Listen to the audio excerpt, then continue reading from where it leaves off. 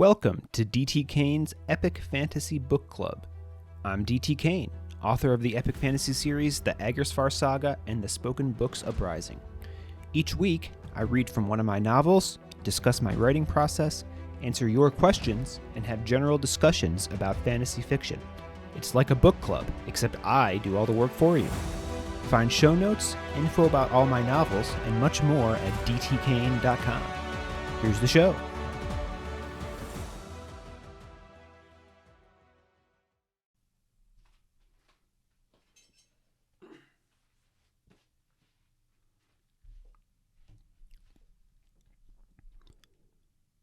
Chapter 27. After Ehma spoke the spell to reconceal the door, they followed her and the other Citiless down a dark corridor, lit only by the occasional torch set in a sconce along the wall. To Baz's surprise, the path led slowly downward rather than up into the tower. The air began to cool, and Baz rubbed his arms, goose flesh popping up on his skin. After a good 10 minutes of walking, they reached a set of doors that appeared to be made of steel. Baz gave a low whistle. He didn't know the first thing about smithing, but he was certain it was quite the feat, building any door out of steel, if for no other reason that he'd never seen a steel door in erstwhile. The libraries being what they were, always competing with one another, definitely would have had some if they were feasible. Ehma exchanged a look with Aelin, as if doubting what she was about to do. He shrugged at her. "We could still kill them. Probably be doing them a mercy. How do you think she'll handle them once they've seen Undertome?" "Undertome?" thought Baz. Ehma sighed, shaking her head. Then she heaved open the steel doors and led them through. Baz rubbed at his eyes, certain what he was seeing couldn't possibly be there. But when he looked again, the incredible scene remained. Reports of Tome being an abandoned shell were apparently grossly mistaken. Beyond the doors was a multi-tiered chamber. They entered onto a middle level. Immediately in front of them was a railing of white stone that looked over a round, tile-floored area filled with rows and rows of long tables. Many of them were empty, but at least a dozen had one or more people sitting at them, each bent over parchment, quills scratching, jars of glowing elemental inks laid out before them. Looking up showed Baz they were clearly within the foundations of the great library's tower. A balcony like the one on which they now stood encircled 3/4 of the wall above, with various doors and halls leading off to Baz could only guess where.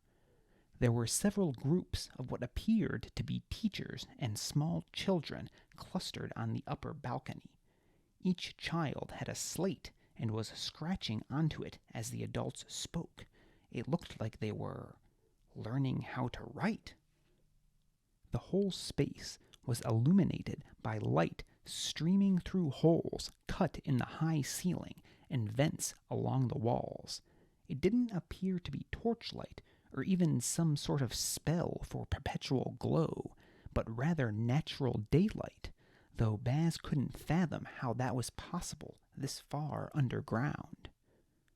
Looking back down to the rows of tables, Baz noticed that the floor did not extend all the way to the far wall. Perhaps 3/4 of the way back it stopped at a shoulder-height railing, really more of a fence, or perhaps a barricade. A single opening in the barrier's center led out to a platform that jutted into open air like a peninsula into the ocean. Light seemed to die when it reached the area, and the far edge of the peninsular ledge was covered in shadow. But enough light made it to the wall beyond the peninsula for Baz to make out what it held. Bookshelves. Endless numbers of bookshelves, each full to overflowing. They reached perhaps 20 feet up the wall, which by itself was impressive, but they also seemed to stretch down into the dark bowels of the tower, down and down until the darkness swallowed them up. A semicircular room of books with no floor, a ceaseless pit of knowledge. However, Baz could see no obvious way to reach any of the volumes, as the peninsula clearly ended well before it reached the shelves. Someone screamed, "Harbour!" Immediately, the scratching of quills from below and the writing of the children on the upper level ceased. One of the teachers on the balcony above was pointing in horror at Rox's hulking form. Gasps filled the chamber as eyes followed where she was pointing. A child began to cry. "Ehma!" snapped a voice from down amongst the tables. It came from an older woman with the same cold eyes as the younger one who'd captured them. She was dressed in an inky blue robe with gold stitching at the edges, her dark hair nearly blending in with the fabric, save for stray silvery strands that flowed through it. There was no panic in her tone, only ironclad control. "Why have you brought that thing here?" The woman didn't even appear to notice Baz. Rox gave a discontented rumble at being referred to as a thing, but otherwise kept his peace, razor remaining slung over his shoulder. "Mother," Ehma said, stepping out in front of Baz, "I assure you I wouldn't have brought them here if not for good reason. Spare me your wasted words, daughter. They're too precious. Obviously you believe there is a reason to have brought them here. I asked why." Ehma shuffled her feet, clearing her throat as she glanced around at all the sets of eyes that were on her. So many. How could the readers not know about this place? Or was it possible they did and just kept it a secret? The giant had this. Ehma removed the vial of Aramir's blood from her satchel, holding it up for all to see. The chamber was filled with more surprised gasps, though her mother let out what Baz could only describe as a hiss. "You ought to have killed them immediately for possessing such a thing. Mother, what is it with all of you trying to kill us?" Baz had had enough of being ignored. He stepped back in front of Ehma, not really trusting her to advocate for him and Rox. "We're friends of Aramir. He gave us the blood freely, and," he said sharply, holding up a hand to forestall what appeared to be more hard words from the woman who was apparently Emma's mother, "I am not a reader, not a, what do you call them, hoarder of words? I'm a simple speaker, a poor oppressed, as you'd say." Emma's mother began to speak once more, but Ehma quickly added, "He is marked, mother. See his forehead?" The woman scowled, but squinted up at Baz. He removed his hat so she could see, and her expression changed slightly, becoming thoughtful. It made her look much older than the anger that had flushed her features moments before. "Let him down here, but not his companion. You keep a close eye on him." Ehma murmured commands to several of the other Citiless to keep watch on Rox. They eyed him dubiously. The big man smiled at them through his mask as if to say, "Good luck." Ehma touched Baz's arm and jerked her head toward a set of stairs off to their left. "The Madam Scrivener Tessa has ordered you to the sanctum floor of Undertome. Don't keep her waiting." Her eyes still held as much danger as they had when she'd been about to order Rox's execution, and Baz had a difficult time holding them. Her mouth had a pleasant set to it, though, her nose just slightly too large for her face. Somehow she reminded him of Liana, and he smiled at her. Her scowl deepened, and she reached out to grab his arm. Baz tossed his arms into the air in a sign of surrender. All right, lead the way." She glared at him for a moment longer before relenting, expression turning more petulant than stern, like an indignant child. "The Madam Scrivener did not request my presence, only yours. She honors you, though you haven't the sense to understand that." "Oh," Baz said, caught a bit off guard. Well, I'm not exactly accustomed to being honored where I come from." He'd spoken with sarcasm, but Ehma actually looked away from him, cheeks reddening. "Of course," she said. "I didn't intend to insult your plight. Just please don't keep her waiting." Baz's eyebrows rose. That had sounded very close to an apology, another thing with which he'd little experience. "Don't worry about it," he said. Then, when she didn't look back to him, Baz turned and walked down the stairs she had indicated. He nearly replaced his hat on his head, but then recalled what Ehma had said, that he was being honored. He kept the hat in his hand. At the bottom, he was met by two men with short swords and mail tunics. They could have given rocks a fair competition in the arena of arm muscles, if not height. "This way," one of them said in a gruff tone. "You'll keep a respectful distance from the Scrivener. You may refer to her as Madam Scrivener or Master Keeper." The man turned on his boot heel and walked away without another glance at Baz. The other guard grunted and motioned for Baz to follow. It's generally sound practice not to argue with men carrying swords, so Baz shrugged and did as the guard indicated, following the other between the rows of tables.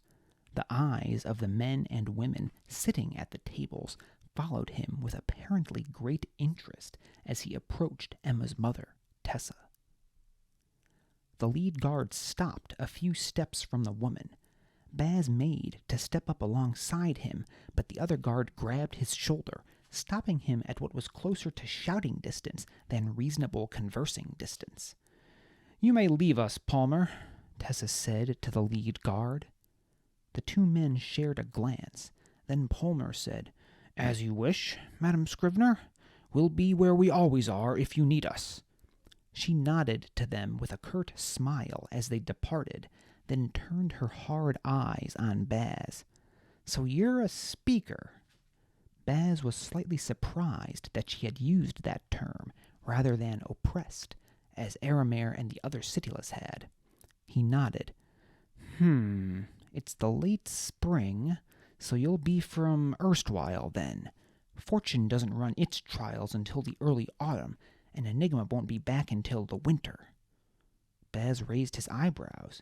He hadn't realized the other cities had their own versions of the trials. "I have to admit," he said, "I'm a bit surprised by all the people you have down here. You know what they say about Tome back in erstwhile?" Tessa barked out a brief laugh. "Oh, I know, boy. That it's an abandoned shell, populated only by the occasional lawless band of Citiless." Baz shrugged. "Pretty accurate. Must be the Dark One's own work keeping this a secret." Tessa's face, which had briefly become friendly, returned to a scowl. "Do not speak of them here," she said. Her eyes flicked toward the platform at the back of the sanctum that stretched into the bookshelf-shrouded darkness. Baz held up a placating hand. Sorry. Didn't realize you were a superstitious lot." Tessa continued to scowl. "No superstition about it, boy. But we won't speak of it further. As to the secret of this place, it's no small task. But men believe what they wish to believe, and none in the triumvirate wish to think we exist. We scatter a few lesser-spoken books groundside for each of the trials, and we make sure one or two are found by each round of competitors. So long as they keep finding the morsels we leave for them, they've no reason to delve any deeper into the great library." Now it was Baz's turn to scowl. "I might believe that for a majority of readers. All they care about is finding a book and getting out. But in all the years of the trials, no one has ever gotten curious?" Tessa gave a grim smile and lifted a shoulder. "On occasion, you're right. We've had those who looked closer than was good for them. Sadly, they tend to have unfortunate accidents before finding their way back out of Tome with news of what they've discovered." Baz grimaced. He supposed that explained why Ehma had been set on killing them. It also didn't give him any warm and fuzzies about the answer to his next question. "What do you intend to do with Rox and me, then?" Tessa pursed her lips, clearly displeased at having been reminded of Rox's presence. "That depends. If I don't like what you have to tell me, we'll kill you." Baz couldn't help but laugh. It was either that or cry. "Well, I guess I can respect your honesty at least." Tessa gave a bemused huff. "So if I give you a good story, you'll let us go?" Baz pressed. "Let you go? Oh, no. You won't be leaving Tome. You've seen too much." He'd have been a fool to have expected anything else. He supposed the fact that there remained a chance of living at all was a step in the right direction. But he'd no desire to spend the rest of his life here. What would Tax think if he never returned? Or Liana? He told her he'd come back. "I see you trying to plot already, boy. Don't waste the brain power. You're so far beneath ground, the only way you'll ever get out is if we let you." That had also occurred to Baz, and it made him want to laugh more, again, because the only other choice would be to weep in frustration. Searching for something to take the woman's mind off his attempt to escape, he said, "It's Baztian." "What?" "My name. Baztian, not boy." She gave him a thin smile. "And speaking of being underground," Baz continued, he wanted to keep her talking. Maybe he'd find out something useful. "Where is that light coming from?" He motioned at the rays of light coming down from the openings in the ceiling and walls. "Mirrors," Tessa said simply. "Mirrors?" "Yes, mirrors. Each of those openings leads up to the surface and is lined with a series of mirrors. It reflects the light down here." "Oh," Baz said. "That's rather smart, actually." "The Enigma thinks so. He designed them." "Huh. Interesting. When did—" Baz trailed off, narrowing his eyes. "Wait, did you say the Enigma thinks so? Prantvi Lextor has been dead for 300 years. Tessa smiled, though the expression didn't reach her stern eyes. "If you say so. What do you— Enough of your questions, boy. It's your turn to explain how a slave is here with a book pack and a reader's bodyguard. Speak, or I'll have Palmer kill you here and now." Baz stuttered, though nothing coherent came out, and finally he forced his jaw shut. Was this woman mad? Speaking of the Enigma as if he still lived? She appeared to have all her marbles in one jar, but either she wasn't serious or she wasn't sane. But whichever it was, she seemed to be the leader here, and he had no doubt those guards would run their steel through him if she gave the command. He considered lying, asserting that he and Rox were runaways, tired of being slaves. But he knew that wouldn't work. 1, he'd had no time to work out a story, and 2, he was fairly certain Tessa would see through a lie, and that was a sure way to find himself dead. "Could we maybe sit down?" he said. "It might take a while." She stared at him for several seconds, as if she could read his true intention if only she looked long enough. Finally, she nodded to a chair at one of the nearby tables. Baz took it gratefully. Tessa took a seat across from him, steepling her fingers and resting her chin in the angle between thumbs and pointer fingers. Baz began to speak of his childhood and Tax, of his years of disuse, or perhaps misuse, by Deliritous, of the Citiless who'd been captured and tortured, of the start of the trials and Marla's and Hellar's betrayal, of the worm and the dragons. He told her everything he could think of, talking for over an hour. The only part he left out was being able to read. Somehow, it seemed safer for her to assume he was just an ordinary slave, like every other speaker who'd ever been brought to Tome. Tessa remained silent for the duration of his recitation, giving no indication as to what she thought, no hints as to what might appease her and what might spell a quick end to the air going in and out of Baz's lungs. Finally, Baz reached the part where they'd been captured by Ehma and fell silent. For a long time, Tessa merely glared at him from beneath lowered brows. "Why?" she asked, after what seemed forever. "Why? Why are you helping him?" "Oh," Baz shrugged. "Like I said, it's the only chance of seeing my brother again.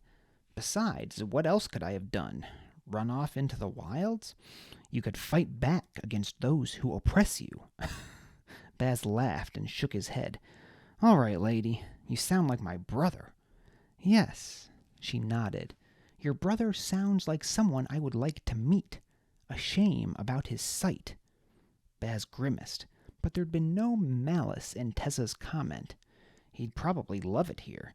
You really teach everyone who lives here to read?" Tessa's eyes grew sad. "You speak like it's such a great thing.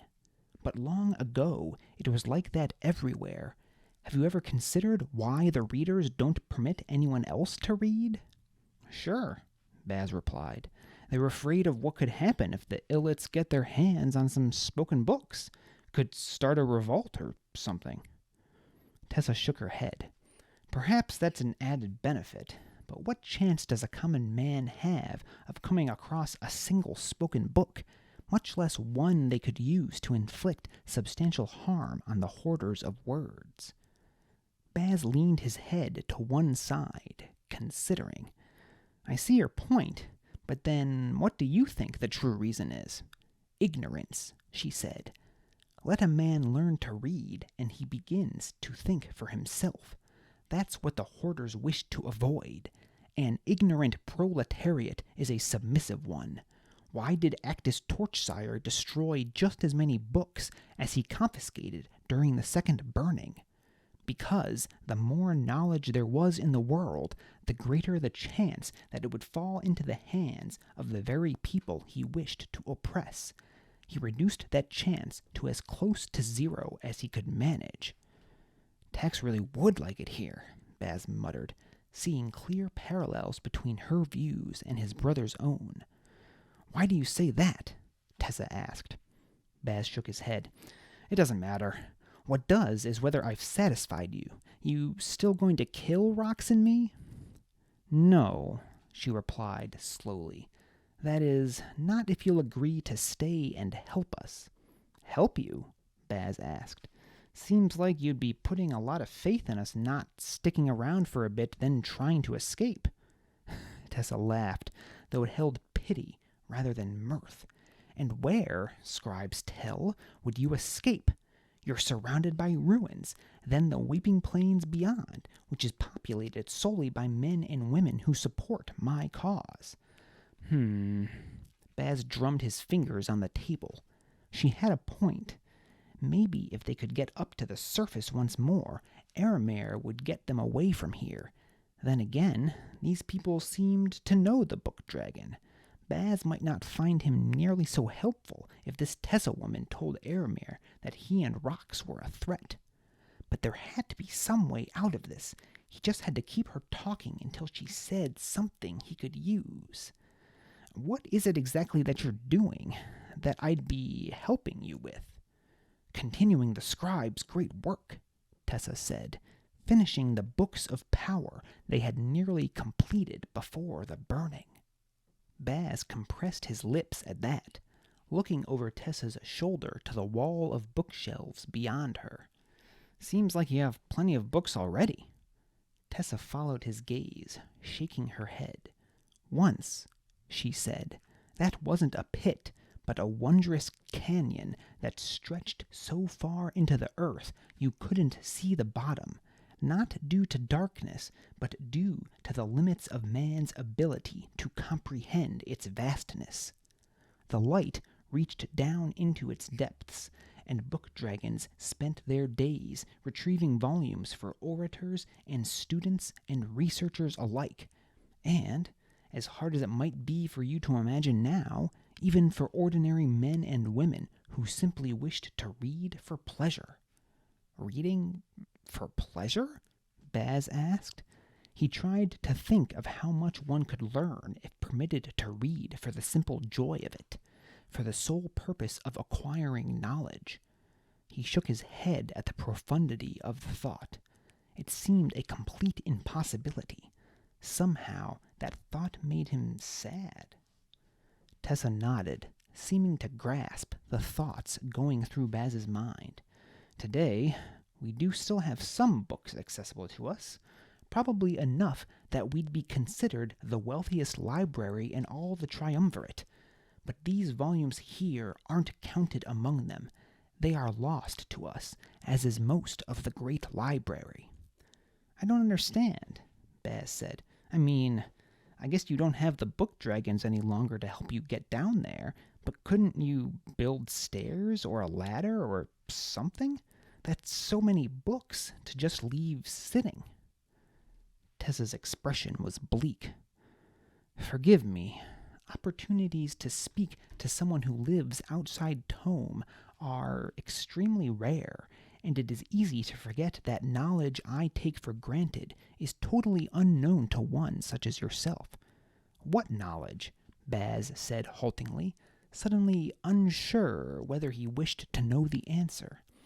You have likely spent your life hearing that the burning was caused by the hubris of the 3 scribes, that they attempted to craft books of such power that it destroyed them, and Tome along with them.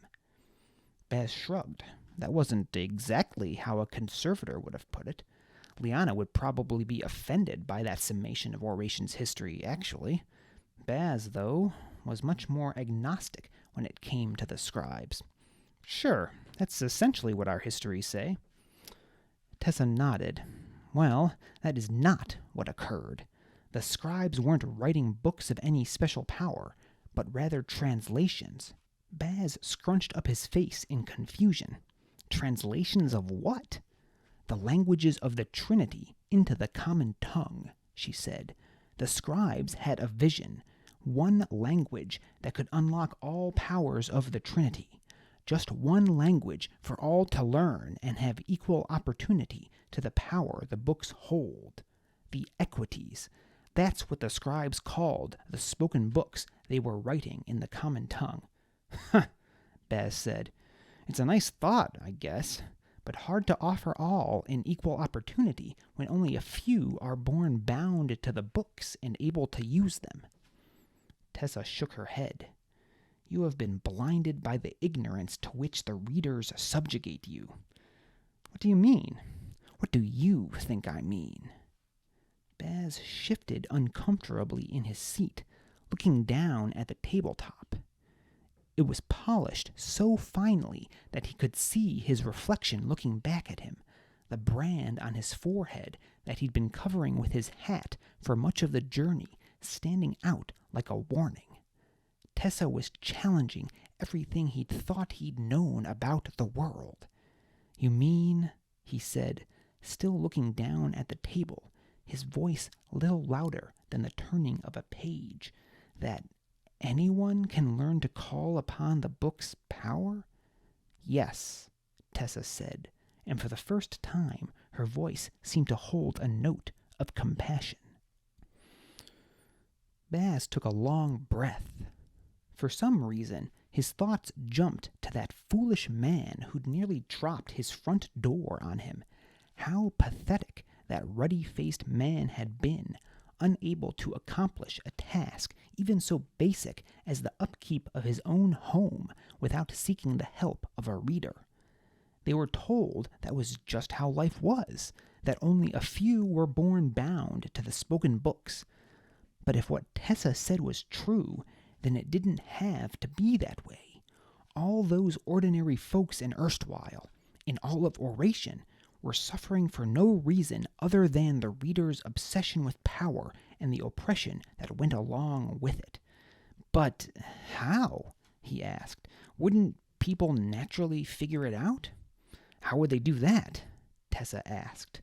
Before the burning, you would have been considered one of the lucky ones, born already with a proclivity for the power of the elements held in the spoken books. For all others, attuning with the elements was a process that took years of arduous study. Few ever attained sufficient skill to be called orators, but it was possible. But now, none save the readers have access to the books, and they have spent so long perpetuating the lie that now even most of them believe it, so they never undertake the study necessary to become bound. Most of them? Tessa shrugged. Perhaps all, but it seems unlikely to me. Acktus Torchsire invented the lie to secure power for himself and his close allies. I'd be surprised if those families who were originally close to him have completely forgotten their fabrication, but I don't know for certain. Baz's mouth worked wordlessly. Was it possible Duke Octavianal actually knew this secret? Possible even that Deliritous knew it? No, Baz wouldn't believe that. The Duke, maybe, but Deliritus's belief in the rigid structure of society was too genuine for him to be lying. Still, even if there remained no one living who remembered the original lie, this was an unspeakable indignity. It was one thing to know yourself below others and to think that was simply how things needed to be. It was another entirely to know that your subjugation rested upon a fabricated foundation. A rage began to boil in his very soul. But why should he be surprised? He'd always known readers were, on the whole, terrible people. And so what if their power was based on lies? The fact was, the power was theirs. This new knowledge wouldn't suddenly liberate speakers and illits from their oppression. Tessa was watching him intently, undoubtedly guessing at the thoughts going through his mind. Baz tried to keep his face blank. Perhaps she had good intentions, but she was trying to manipulate him, to get him to side with her. In Baz's view, that wasn't a whole lot better than what the readers did to him. Either way, he was being robbed of the freedom to make informed decisions for himself. That still doesn't explain why you can't use any of the books over there, Baz said, motioning back toward the gloomy pit of shelves. Tessa frowned, likely disappointed that he wasn't showing more obvious outrage at the staggering revelation she just supplied to him. As I said, she replied, the burning wasn't the scribes' fault. They had nearly completed their translations, an effort that would have sowed the seeds of knowledge and opportunity throughout the land. That's when they attacked. She spoke with such subdued trepidation that Baz laughed, thinking she must be joking. But when that cold glare returned to her eyes, he abruptly stopped. They? Tessa took a deep breath. The Dark Ones. Baz had to bite his lip to stop from laughing again, though Tessa clearly noticed the gleam in his eye as her glare deepened. I can't make you believe, but it is the truth. Perhaps the scribes were partly to blame, though I don't think they could have foreseen the consequences of their actions. The power they drew to create their translations weakened the barrier between our world and the elsewhere beyond, the realm of the Dark Ones. The burning was the only way to stop them from breaking into the mortal realm. They are trapped, but the weakening of the border remains. Tessa looked back over her shoulder. Baz looked at her incredulously. You're saying that the Dark Ones are trapped in that pit? I've seen what happens when one walks out onto that platform, Tessa said. Spoken by anyone else, Baz almost certainly would have rolled his eyes and said something full of sarcasm. But Tessa looked so tired and concerned when she spoke that Baz found he couldn't entirely disregard her. Let's say I believe you, he finally replied, which, let's be clear, I'm not saying I do. But if I did, then why in the name of the scribes would you be trying to recreate the books that caused such calamity? Tessa nodded, still looking drained. A fair question, but we think the scribe's mistake was simply working too fast, pulling too much power all at once. Nearly all their work was lost in the burning. My ancestors had to begin from scratch to reproduce it. It has taken us centuries to get even close to where the scribes were after only a few years. There have been no indications of the seals the scribes put in place weakening in all that time. Indeed, so long as no one passes that barrier, there is no indication at all that anything was ever amiss, well, save for the ruin above. Once again, Baz glanced over to the platform that stretched out into the pit of books. The shoulder-height railing separated the sanctum from most of the pit, but he noted once more the unobstructed gap in it that would permit anyone to simply walk out onto the peninsula. Why don't you just seal it? We have tried many times. Any materials you place in the void simply, well, it's difficult to explain if you haven't seen it, but suffice it to say, they just vanish after a few hours. I like to think of it now as a reminder of the consequences of failure and the import of the work we carry on here. Baz considered the platform for several more seconds, then rested his forehead in one hand, rubbing above his eyes. It all seemed too incredible to even entertain. But Tessa sounded so sincere. "Mother!" Emma's voice carried down from the balcony above them. "Not now, daughter," Tessa snapped. "Mother!" Emma's voice repeated, shrill and full of urgency. The tone caused Baz to turn and look toward the sound. He nearly fell out of his chair. Emma was up against the balcony railing, a Harbour's razor to her neck. At first, he thought Rox had gone mad. But it wasn't Rox holding the weapon to Emma's throat. It was Ryle, which could only mean, well. Marla's voice chilled Baz's bones as she came up to the railing beside Ryle and Emma. "What have we stumbled upon to here?"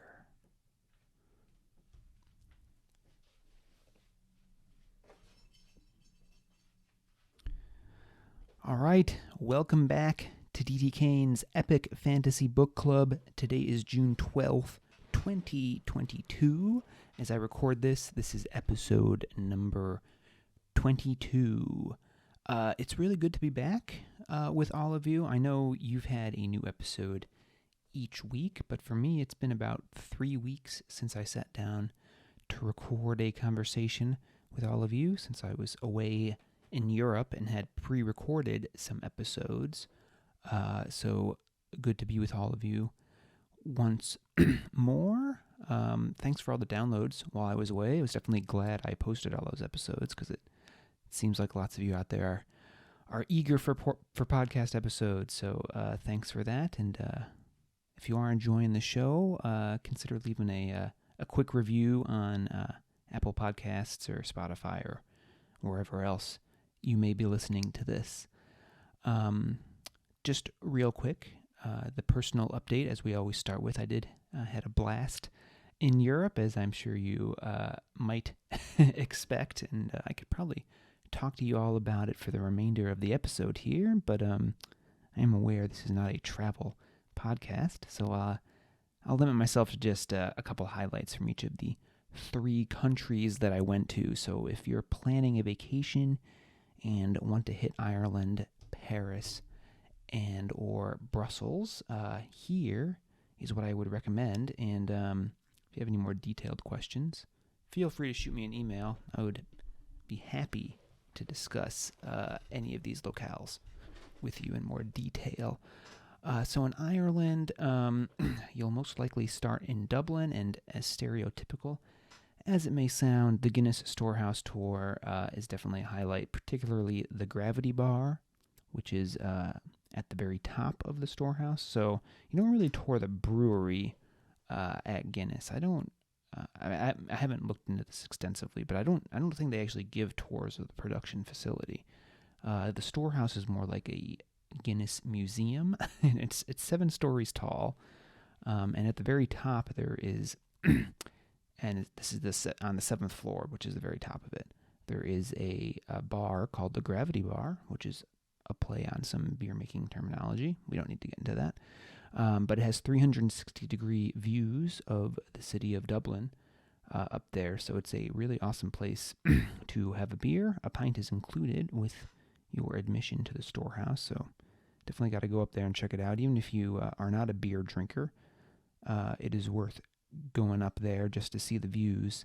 And there aren't that many tall buildings in Dublin, so this is really one of like the tallest structures, so you really get unobstructed views all the way around. It's really pretty awesome. I think it's like €20 or something to get into the storehouse. Definitely worth it. If I lived in Dublin, I would consider paying that just for the privilege to go up there and have a few drinks. So it's that neat. Other than that, the Gap of Dunlow in Killarney National Park, which is on the Ring of Kerry. Some of you may have heard of that. That's one of the famous scenic drives in Ireland. But the Gap of Dunlow it's like a 7-mile path through like a mountain pass between two mountains. And it's really the only way you can access it is to walk or take a horse cart. So it's like you sit in a little cart being pulled by a horse. You're like right in there with the driver sitting with you. And it's all these local guys who have really done it for their whole lives. So it's quite the experience, and it's really kind of breathtaking to behold. So definitely recommend that as well. If you subscribe to the newsletter, I will be sharing some photos of the trip, and you can check those out. I think I shared a photo of the Gap of Dunlow in the newsletter this week. dtkane.com/email-sign up if you're interested, or just go to dtkane.com and there's a form right there. You can't miss it. Moving on to Paris. So we spent 8 days in Ireland. We took my father-in-law, me and my wife took my father-in-law there for his 60th birthday, and then he went home. He and his wife went home, and Mrs. Kane and I continued on to Paris for a couple of days. There, again, stereotypical, but visit the Eiffel Tower. It is really cool in person. Definitely walk around it, and then you can walk across the river, the Seine, and there's like a big park on the other side there where you can get additional awesome views of it. Take lots of photos. If you have a significant other, make sure you get a photo kissing with the Eiffel Tower in the background. And then I think my second thing would be just to get a bottle of wine and a sweet treat at an outdoor cafe there. I was only there for 2 days, but I can already say I love the outdoor cafe culture there. There's like one on every street corner, the little 2-person tables where you can just sit and watch the traffic and the people going by on the street. And obviously the food and wine there are exceptional, so highly recommend. I went to a couple cafes there, Les Nemours and Café Blanc. Those are both near the Louvre. I think you would enjoy either of those. We drank mostly French rosés while we were over there, and they were quite good. If you're just looking for pastries, I can also recommend Tartine Bakery or Boulangerie, which is the French word for bakery. That's a couple blocks from the Louvre. Or Café Liberté, which is in the Latin Quarter, which is across the river from where the Louvre is. So there you go. And then finally, we went to Brussels for a couple days.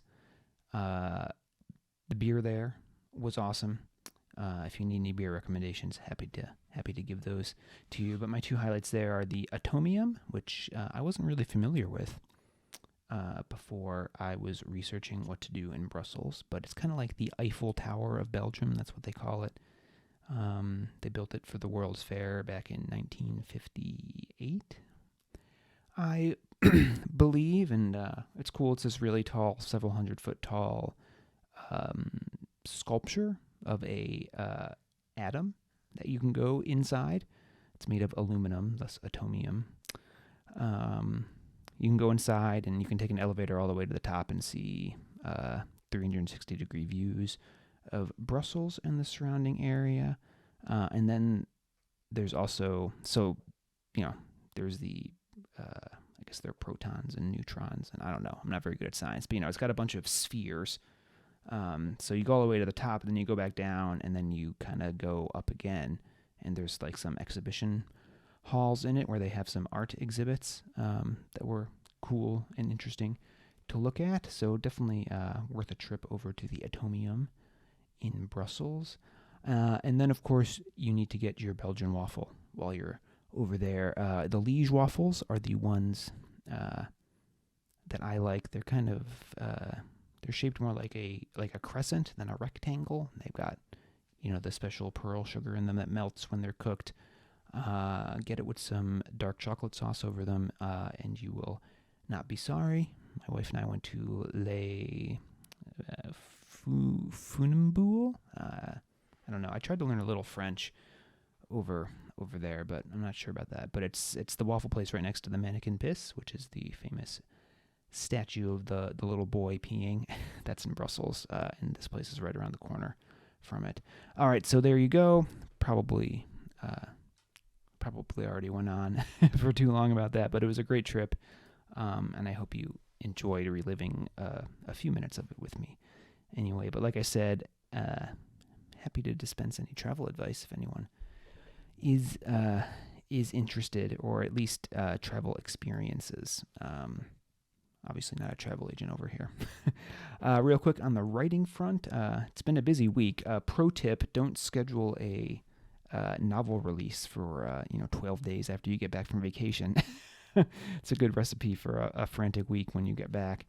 But I've been diligently working on getting Declaimer's Flight ready for publication, and it will be ready. It comes out on June 17th, 2022, so just 5 days from when I'm recording this.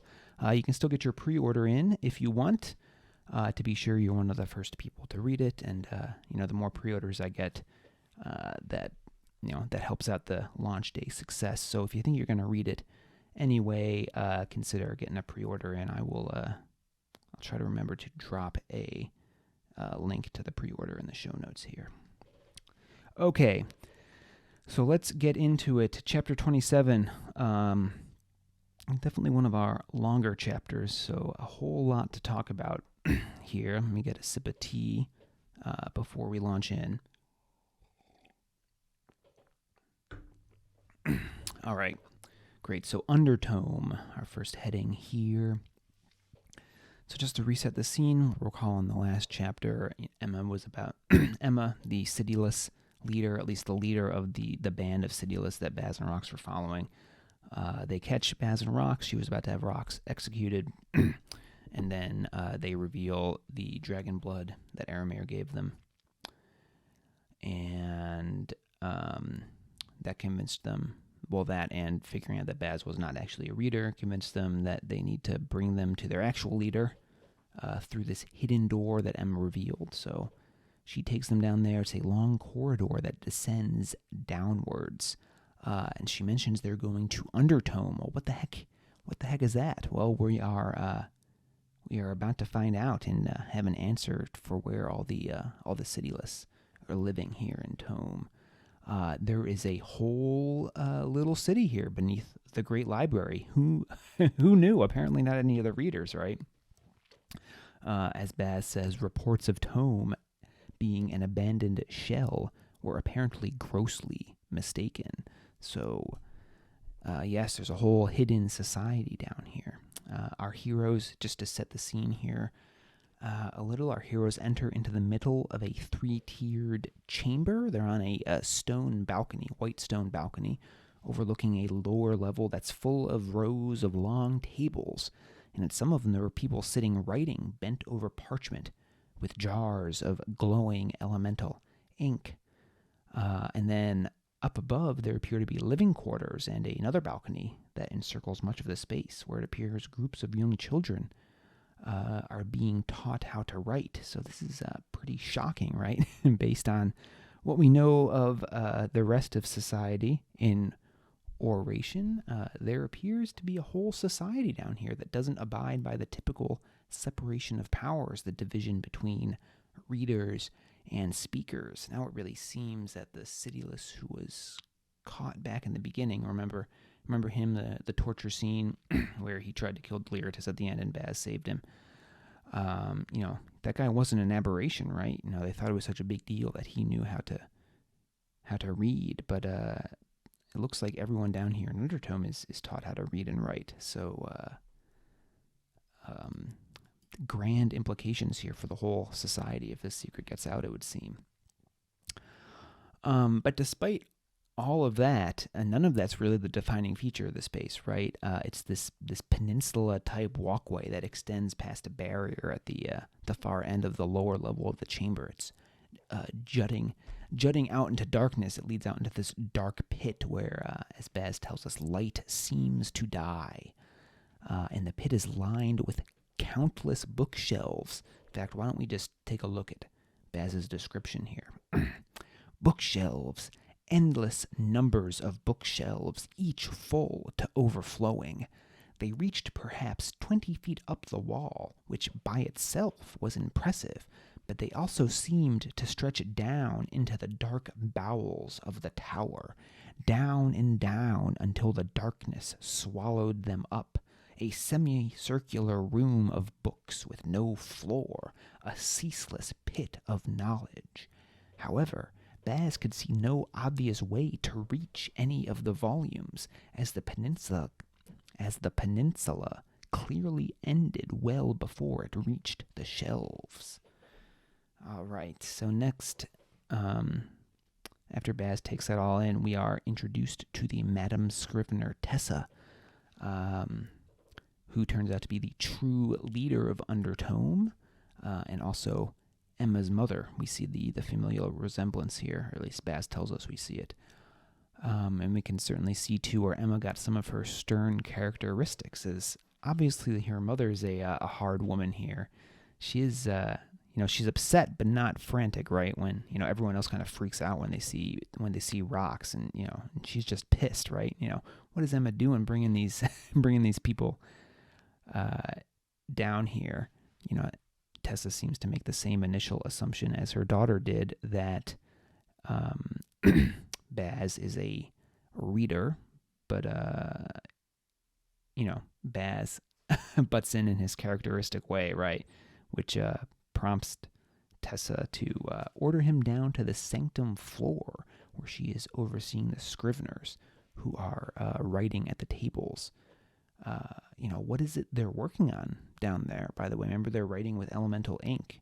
Are they making books? Geez, how big would that be? Because as we've seen throughout the rest of the story so far, no one makes new books, right? So what are they using that elemental ink down there for? Right. Okay. I think that's better. Little headphone trouble there. Okay, so the first thing that Baz discusses with Tessa is how they've kept Undertome secret for so long. Apparently they've been playing the readers for quite a long time here. This settlement down here is not new.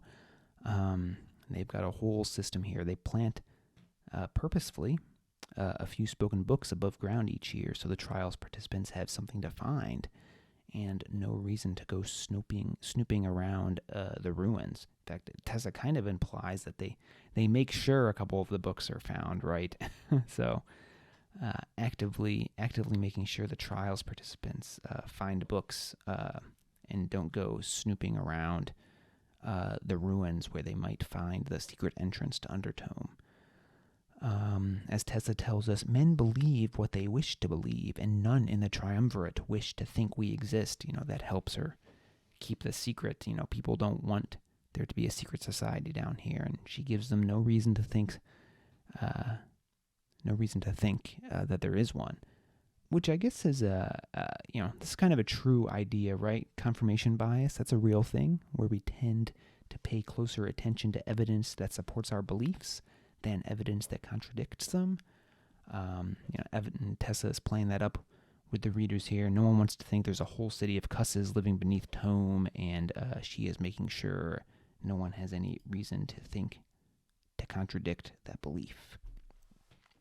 Of course, though, when Baz presses her that, someone must get curious every once in a while, right?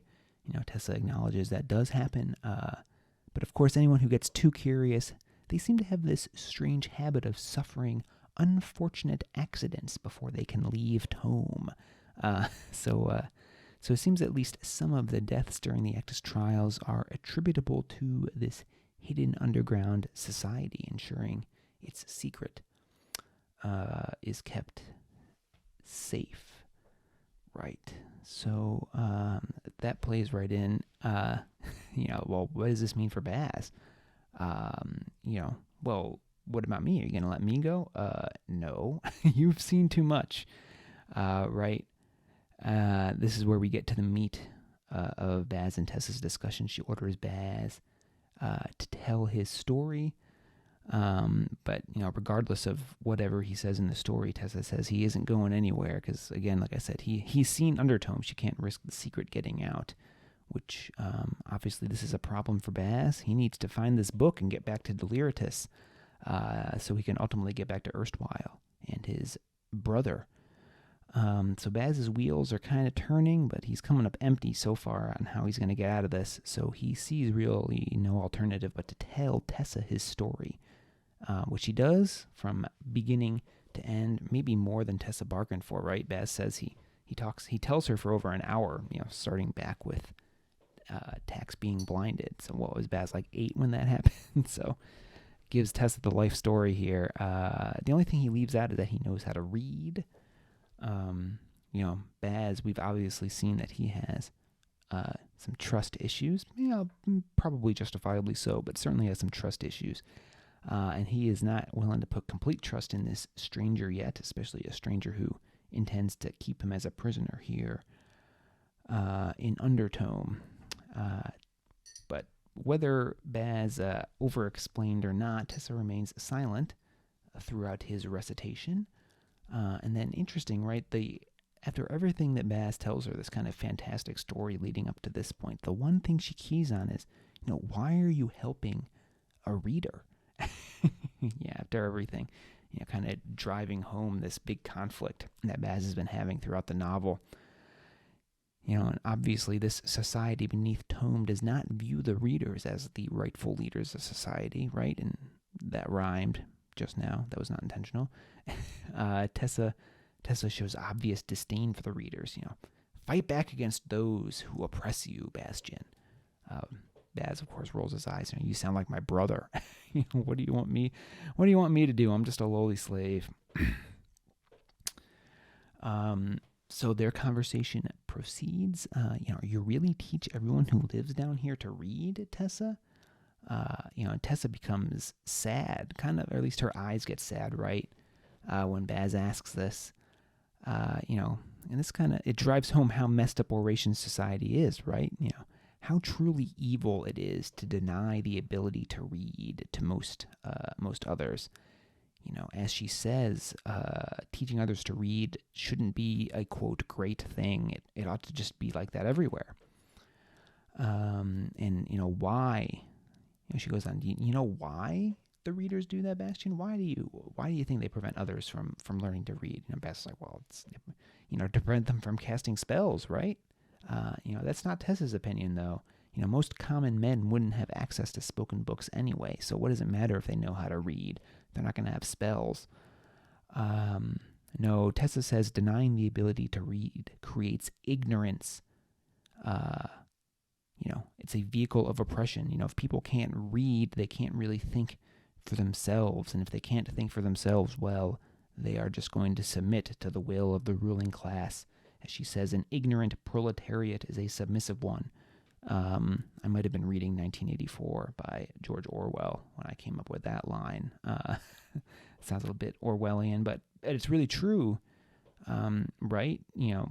Much of our knowledge transfer these days comes from the written word, and if people didn't know how to read, it would certainly be much harder to exchange ideas and opinions. So there is definitely, evil power here in not letting others learn how to read. Okay. Now, I guess I said a couple minutes ago we got into the meat of Baz and Tessa's discussion, but now I think Now I think we're really, we're getting into the juicy parts, the filet mignon of their discussion, if you will. Baz has told his story now. He asks Tessa whether she still intends to kill him and Rox. She says, no, I'm not going to let you go either, though. You'll have to agree to stay and help us out down here. Well, help them with what exactly? The scribe's great work, she says. Apparently, so now we learn what these other people are writing down here at the long tables in the sanctum. They're finishing the books of power the scribes began during the burning. Now let's pause here for a moment. Recall back at the beginning of part 2. We get the conservator. He tells us that the scribes have been working on books that only a select few would be able to read, so that only those who truly deserved the ability to call power from the spoken books could wield it. So the scribes were basically working on books that would kind of consolidate and limit the people who could read from the books, which, interestingly, that supports kind of the structure of society now, right? How coincidental, or how convenient for the readers that story matches up. But that's not what the scribes were doing, according to Tessa. No, she says they were making translations. Of course, Baz, like, translations of what? And she tells them translations of the languages of the Trinity into the common tongue, so everyone could learn to draw power from books. So she's saying they were doing the exact opposite of what society has taught. The scribes weren't trying to limit power, but expand it to everyone. Getting kind of a big lie here. But Baz initially is not impressed by this, right? Because he's like, well, what's the point of that if only certain people are born bound to the books? Even if they can read, not everyone's going to be able to call forth their power. And then, so now Tessa drops the first big bomb here of the chapter. That was I didn't want to explode right into the mic there, but boom. Ehma already foreshadowed this for us a few chapters ago, but here's confirmation. It's all a big lie. Anyone can learn to draw power from the books. Wow. I know I just kind of broke the magic system there, right? But that's what Tessa's telling us. The reader's power is really based on this lie that only some people are able to draw power. Now, it is true that some are born more naturally gifted. They're able to draw the power without much training. So these are the people who become the speakers, right? We haven't really gotten into how someone is tested as to whether they're going to be a speaker or not. But apparently some are born with the ability to just draw the power, but most have to study and work at it for a long time. And that's why this lie has, they've been able to keep it hidden for so long, right? Because, the people with the natural ability, well, they're enslaved, they're turned into speakers, and then, no one else, if they fail that test, or I guess pass that test, right? It's a pass not being able to draw power from the books, because otherwise you become a slave. But if you prove you're not a speaker when you take that test, then, well, you're not studying and working to try to draw power from the books. So no one ever learns how to do it. So this lie kind of just perpetuates itself. And as Tessa tells us, it was created originally by Deliritous' ancestor. Remember, Acktus Trials, the guy the trials are named after. He created this lie to consolidate power among his allies, and now it's been told for so long that even most readers believe it for the truth. And Baz is trying not to show his surprise to Tessa here a little bit. The implications, if Baz could reveal this secret, what would the consequences be? Just think of the anger in the masses, learning that their whole society is based on this lie. And then what about here in Undertone? So this would imply, they know this secret, so they're training. Does it mean everyone down in Undertone can draw power from books? They could raise an army potentially that's capable of challenging the triumvirate cities. Potentially. We don't know how many people are down here, but you think even a relatively small group, if everyone could read. Just imagine a whole society that isn't dependent on reading spells to other people before they cast them. Getting into a battle with readers who have to work in pairs with their speakers, you can certainly see the advantage there. So things are slowly being turned on their heads here. And if that's not bad enough, then that revelation is really small potatoes when it comes to the next bomb Tessa drops, right? Boom. Boom, boom. The two explosions here. Tessa seems to believe, as they're talking, right? Tessa seems to at least be implying that they don't really have that many books here in Undertome. And Baz is like, he's looking over at all these shelves, and then finally he's like, infinite shelves over here. What are you talking about? Well, Tessa's like, well, we've got some books down here. We'd probably be the wealthiest library in Oration if we were considered a library. But all these books here, well, they're lost to us, she says. And why are they lost? Well, originally she initially seems to forget that Baz doesn't know why. But then she's like, oh, well, you're an outsider. Of course you don't know. It's because the Dark Ones are imprisoned in that dark pit over there. Wow. So, the Dark Ones, we've only really heard them referenced in passing up to this point, but obviously they're kind of like these mythical demons we've seen people kind of mutter and curse about. But Tessa tells us here, they're the ones who caused the burning. Apparently, the scribes drew so much power trying to create their translations that they weakened the barrier between this world and the elsewhere, which is sort of like this world's version of hell, right? And that permitted the Dark Ones to attack. I don't know, maybe this kind of comes out of nowhere, but I think, the prologue set this up, right? So we finally see what Pront Velextor was actually up to in the prologue. He was descending the tower at the Great Library to imprison the Dark Ones who he'd inadvertently released on the world by attempting to create these new spoken books. Remember, he says he's going down to imprison his foes in shadow, right? So that's apparently what he did. He's imprisoned them in the darkness down here in the bowels of the Great Library. Of course, Baz is incredulous, as usual, when he's told something that goes against what he believes, but he doesn't really have much time to question Tessa at this point, because Ehma shouts for her mother from back up on the balcony. Remember, we left her up there at the beginning of the chapter. Tessa's annoyed at the interruption, but we quickly see that this is more than just a daughter bothering her mother, right? Because Baz looks up there. There's a razor to Emma's throat. For a split second, it's like, well, did Rox go mad? He's just attacking Ehma now. But no, it's not Rox's razor.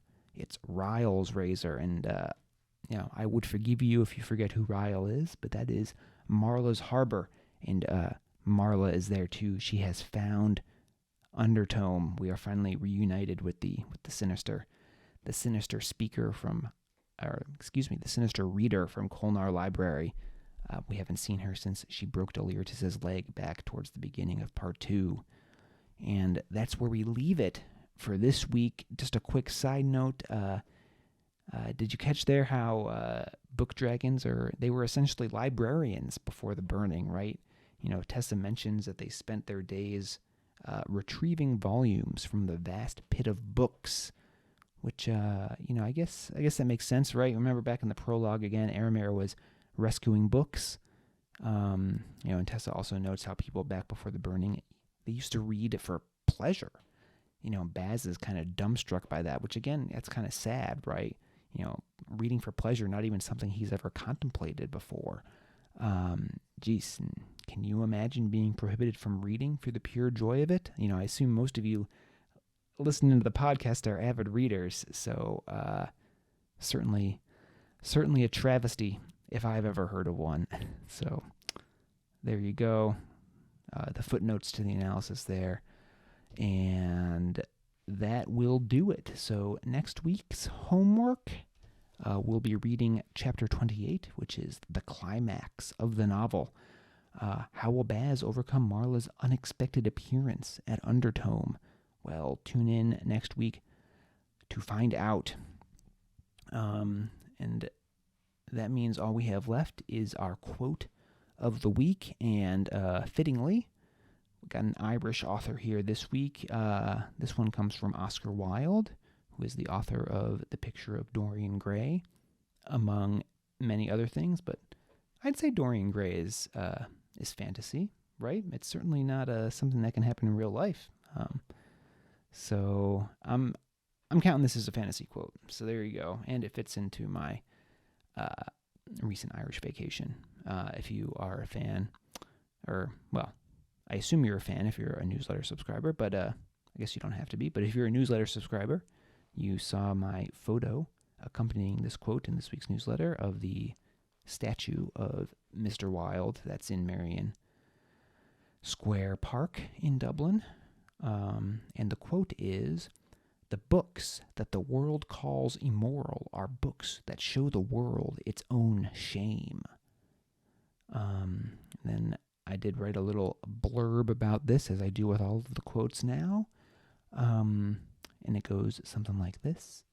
"Most people don't like discomfort. It's just so uncomfortable. And if you go through life always picking the easy path, you might very well find comfort. That's not so bad. Ask yourself, though, do you really want comfort, or do you want to climb that mountain, or live abroad, or, gasp, write your novel? At the end of your days, will you be glad you played it safe, or will you regret not gritting your teeth and striving for your dreams?" There you go. That's this week's little philosophy essay. If you have any favorite fantasy quotes, go ahead and share them with me, DTKane at dtkane.com, and I may feature your quote and write a little essay about it in a future episode and newsletter, so send those my way.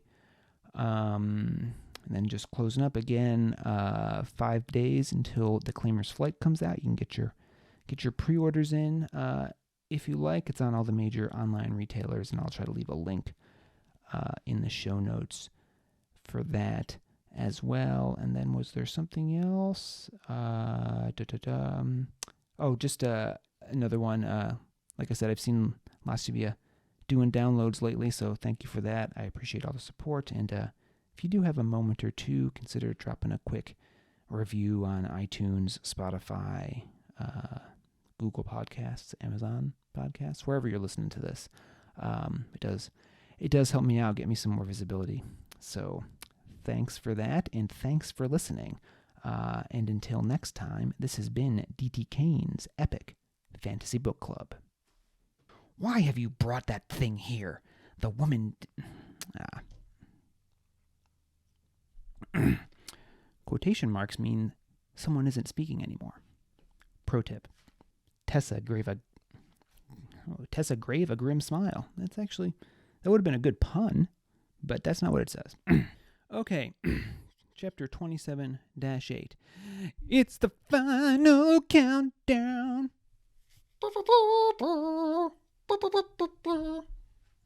All right, better save my voice for the reading here. Thanks for listening to D.T. Kane's Epic Fantasy Book Club. If you liked today's episode, please consider rating and reviewing wherever you listen to podcasts. If you're watching on YouTube, give this video a thumbs up if you liked it, and hit that subscribe button and the bell so you get notified whenever new episodes become available. If you'd like to listen to back episodes or review the show notes, visit dtkane.com/podcast.